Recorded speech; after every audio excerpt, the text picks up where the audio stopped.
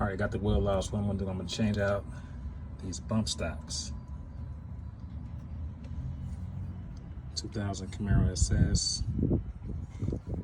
Bump stocks, I'm gonna take these off. These probably been on since 2000. I'm gonna put these on.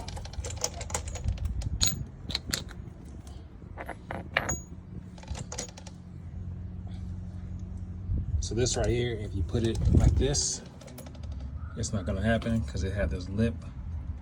But I don't want to cut this lip off. I want to keep the integrity. So I bought this extension that has the little divot lip in there. Put that on there. That way, if I hit a bump on the flows,